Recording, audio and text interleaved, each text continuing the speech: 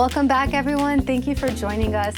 I'm very excited to have with me here today a very special guest, Ashley Wisdom, founder of Health in Her Hue, a tech startup focusing on health equity.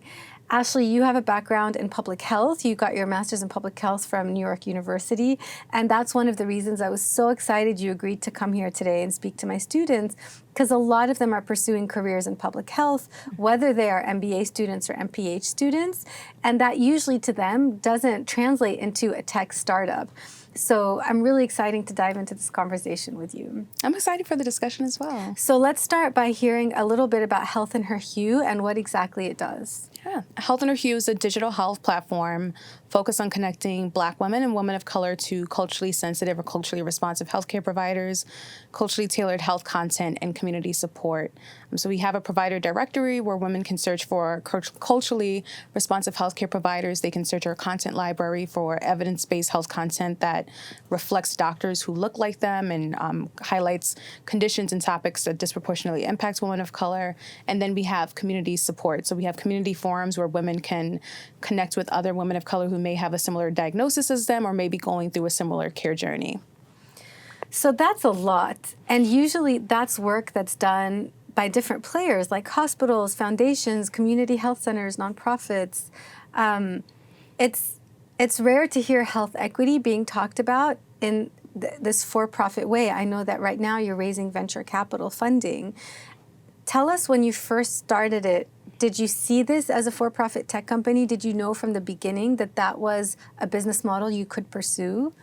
Yes, I went into building Health in Her Hue for profit because I believed fundamentally that solving social problems, solving problems like the problem Health in Her Hue is addressing, can be a viable business. Like, that is the crux of a business, is finding a pain point for a customer and solving it for them. And I felt that a for-profit entity could make sense for what we were trying to address and solve. And also, probably, if you were building this business for white women or even for white men, no one would be asking you that question. Right.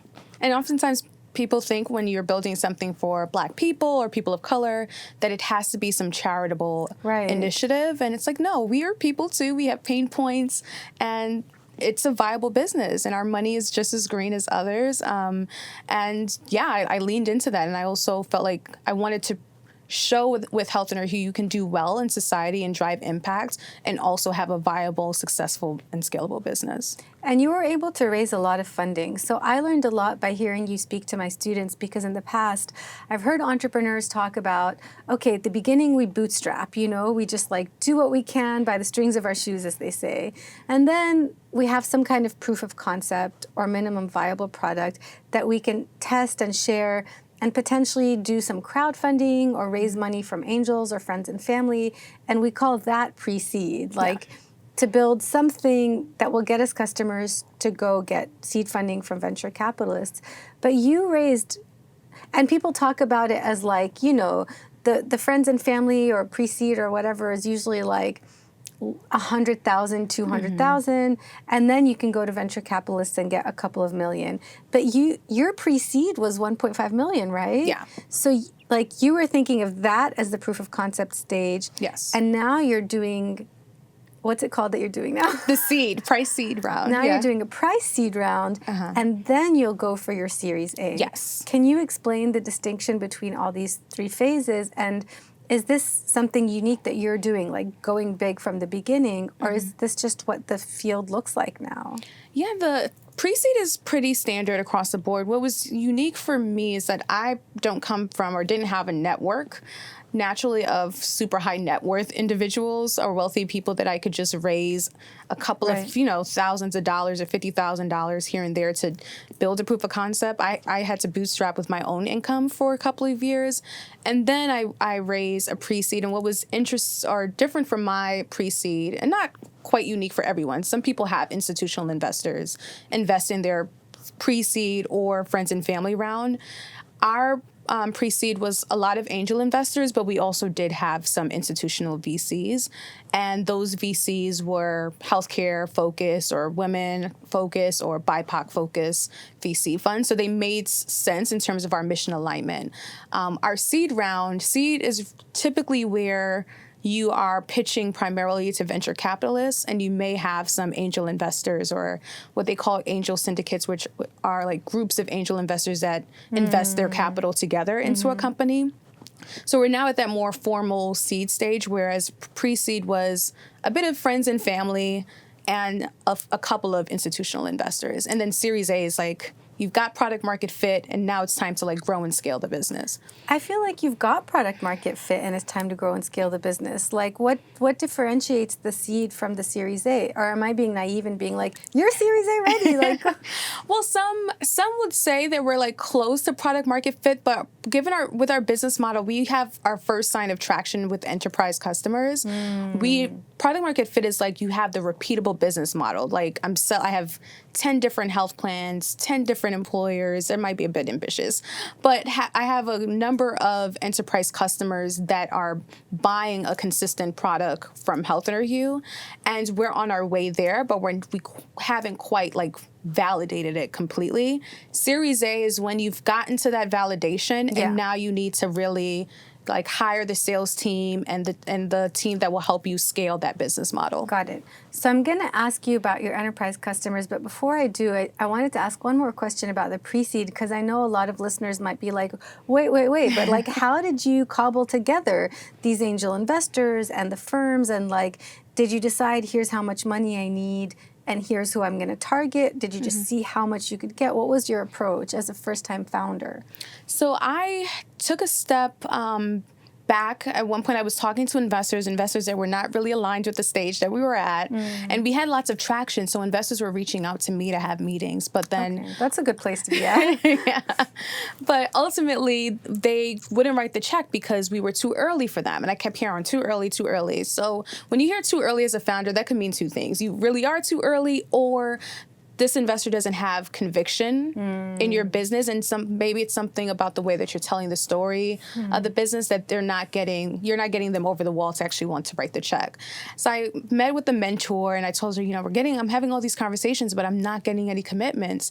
And she told me I should like take a step back. There was a program called Female Founders Alliance, and they had a program, or the organization was Female Founders Alliance, now known as Graham and Walker Venture Fund. And they had a program to support women with fundraising. So it was called Ready, Set, Raise.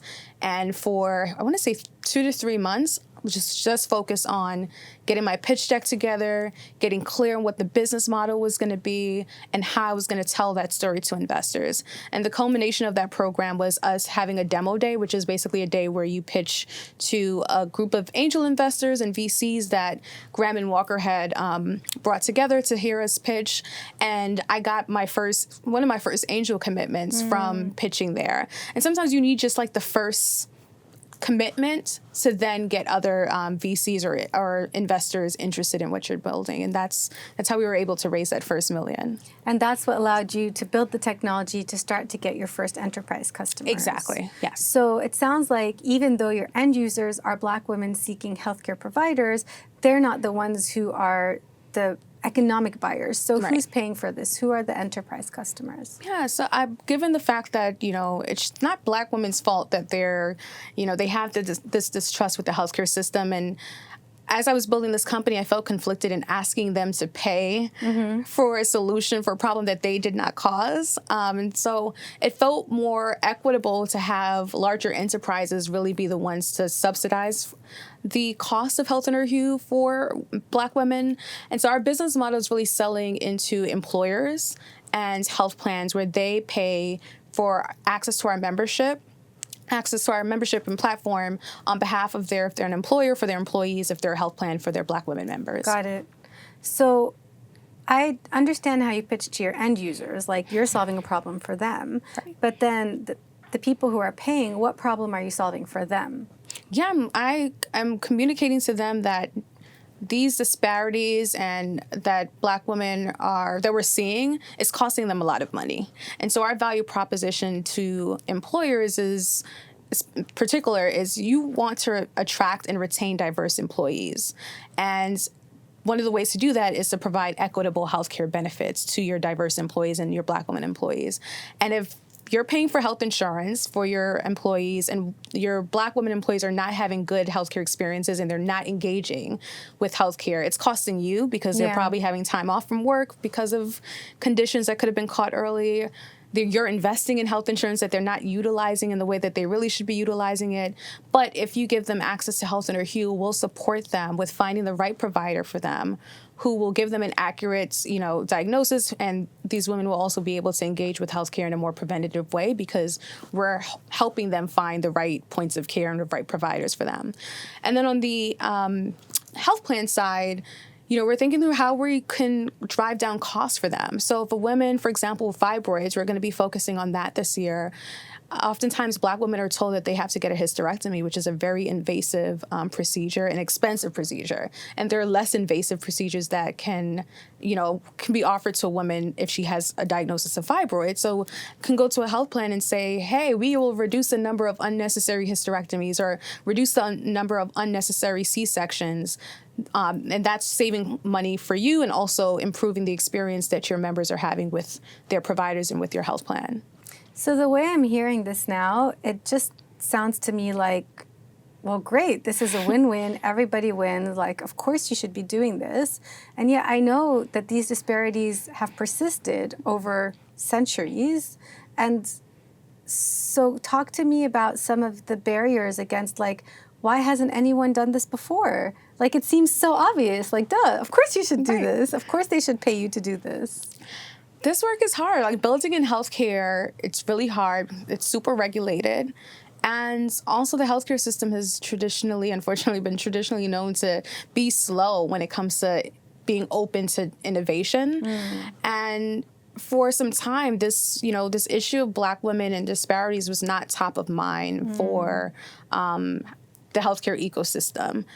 I think COVID and the current social climate that we're in right now has forced people to reckon with these disparities and also reckon with the economic cost of these disparities. And now there is a more vested interest in solving this problem. I wish that it was purely altruistic and for altruistic reasons, but making the business case of racial disparities is costing the healthcare system and our larger economy a lot of money. You should be paying attention to this. That has, forced or made the healthcare system prioritize health equity. But it takes time to build up that political will, so to speak. And if you're a startup that has this great idea, this great mission, but the timing and people aren't receptive to what you're trying to educate them on, that can create a barrier in getting buy-in and getting deals done. So now you're talking to venture capitalists and they're interested in this topic. I've never actually navigated talking to venture capital and getting VC funding, but I've heard from so many different entrepreneurs about the pros and cons and things that you need to look out for. And so what has that looked like for you now? It sounds like there's a lot of interest. Are you in a position where you're the one vetting the VCs instead of the other way around? And what are you looking for to make sure you have that alignment? Yeah, I'm definitely doing a lot more of the vetting because this mission is really important.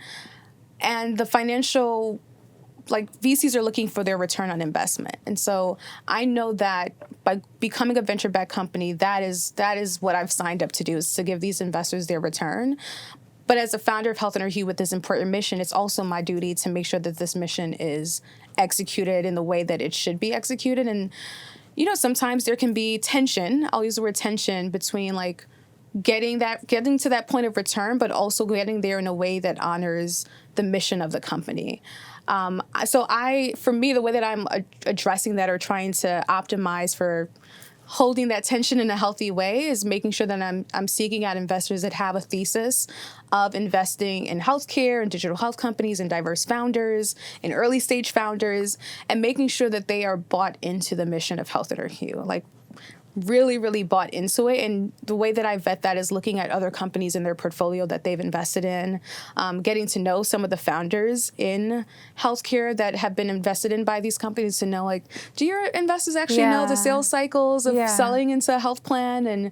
And doing that type of evaluation has been top of mind and a priority for me as I'm raising this current round. And it seems like there is a lot of funding for this kind of work. There are the kind of VCs that whose mission might not be aligned and whose interests might not be aligned. But it sounds like there are a lot who are also investing in entrepreneurship that is solving for social problems. Yep.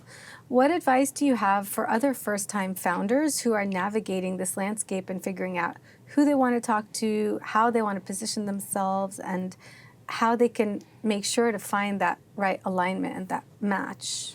Yeah, I would say first-time founders should really think through what are the different aspects of their build, like the nuances of their business and and how they're going about building it, and trying to find investors, a diversity of investors that will be beneficial to those different aspects. So for us, we are a healthcare startup.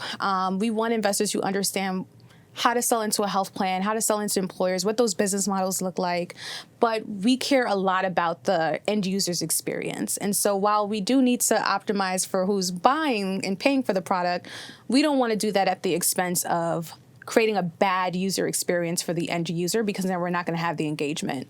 So it's important for me to have investors who can appreciate having a very scalable business model within healthcare, but also that doesn't dilute the consumer experience. So I want investors who are really interested in D2C, who know what it's like to build a product that delights the end user.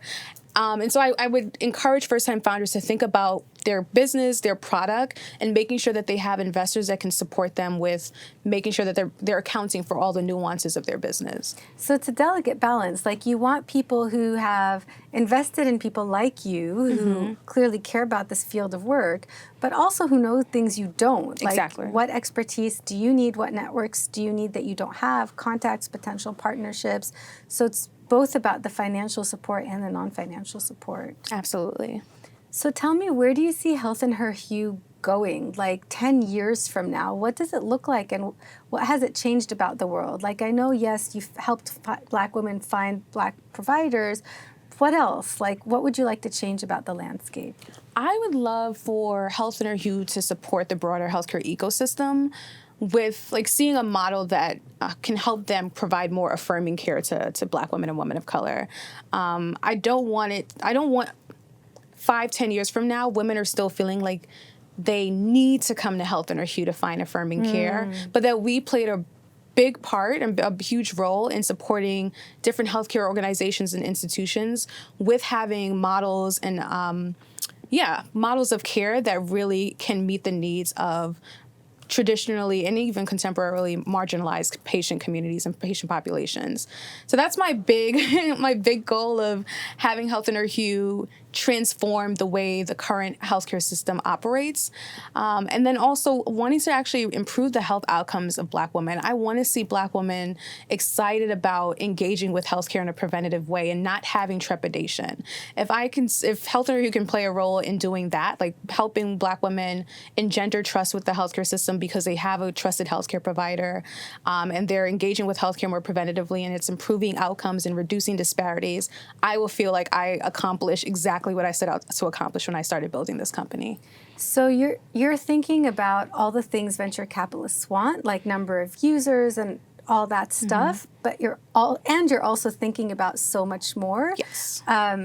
Which is what makes you a public health entrepreneur. Like, yes, you're going to have lots of users, and you already are, but you're not stopping at trapping them into being your users, into being the only source for them, but also being an entry point into the health system, into having them engage with preventative care, which will improve health outcomes.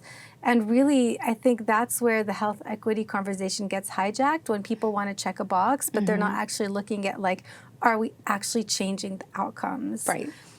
And you're thinking a lot about the experience. Like, in order to get to a place where you're changing, where someone is engaging with the health system to change health outcomes, it's actually the process and the experience that needs to change. Can you tell us more what you mean by affirming care? Yeah, so I would say affirming care is care that takes into account the lived experiences of the patient population or that you're trying to best serve. So as a Black woman, I want my doctor to know or have a general understanding of the barriers that I face navigating the world, or especially in the context of the U.S. as a Black woman, and take that into consideration as they're providing care. So that may mean asking me certain questions about what's going on in work and like how are you managing stress, and creating that safe space where I feel comfortable talking about what's happening in my world and how those things are impacting my health and my ability to manage my health. So that's really what I mean about affirming care. And I want all providers, I don't just want Black doctors or doctors of color to be responsible for providing that care to Black women. It's my goal and hope that all providers will take on the initiative of learning how to be more culturally responsive so that they can provide that affirming care to patients at intersecting identities, not just because you're a Black woman, but, you know, someone may be Black and may identify as LGBTQ plus. Like, all aspects of their identity should be taken into account as they're receiving care. And that's why I asked, because you mentioned like the ultimate goal is like, yes, that your patient population navigates the health system and improves their health outcomes, and also that others pay attention about like, oh, that's what this patient population needs. How can I actually provide that? I don't have to be a Black woman, but I can still do my best to engage with a Black woman patient and think about what are maybe the non-clinical factors that are playing a part in her health outcomes. Exactly. So that's like framework change. Like, that's really expanding your impact at the highest level beyond like scaling the number of users. Yeah, and I credit that to my public health background. Like that, when people ask me about what the bigger vision is, I'm like, that's immediately where my mind goes. It's not like the sexy tech response of we're going to have, and I do want us to have a successful exit of the company, but really I want the financial return for my investors and for myself. But primarily I really care about driving those better outcomes for Black women. Like, if that's done, then I will feel like this work was not for naught.